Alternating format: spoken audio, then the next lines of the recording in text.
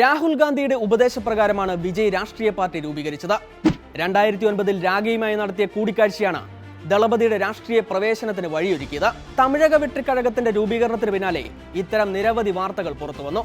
എന്നാൽ TVKയുടെ ആദ്യ പൊതുസമ്മേളനത്തിൽ രാഹുൽ ഗാന്ധി പങ്കെടുക്കുമോ എന്ന ചോദ്യമാണ് ഇപ്പോൾ രാഷ്ട്രീയ കേന്ദ്രങ്ങളിൽ സജീവ ചർച്ച.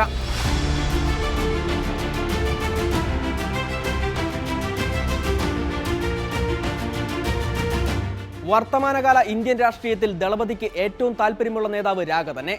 2009 രാഹുൽ ഗാന്ധിയുമായി കൂടിക്കാഴ്ച നടത്തിയതിന് പിന്നാലെ വിജയ് കോൺഗ്രസിൽ ചേരുമെന്ന പ്രചാരണം ശക്തമായിരുന്നു.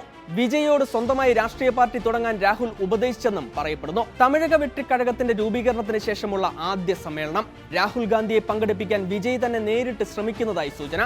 കോൺഗ്രസ് കേന്ദ്ര നേതൃത്വവുമായി നടൻ ഇക്കാര്യം ചർച്ച ചെയ്തെന്നാണ് റിപ്പോർട്ട്. തമിഴ്നാട്ടിൽ DMKക്കെതിരെ നേർക്കുനേർ പോരാട്ടത്തിനാണ് വിജയ് ഇറങ്ങുന്നത്.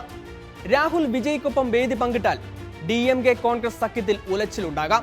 അതിനാൽ തന്നെ വിജയ് ക്ഷണിച്ചാൽ രാഹുൽ ഗാന്ധി സമ്മേളനത്തിൽ പങ്കെടുക്കുമോ എന്ന് വ്യക്തമല്ല. BJPയുമായി DMK അടുക്കുന്നു എന്ന പ്രചാരണം ശക്തമായിരിക്കെ തമിഴക വെട്രിക്കഴകത്തിന്റെ പൊതുസമ്മേളനത്തിൽ രാഹുൽ ഗാന്ധി പങ്കെടുക്കുമോ എന്ന് കണ്ടറിയണം.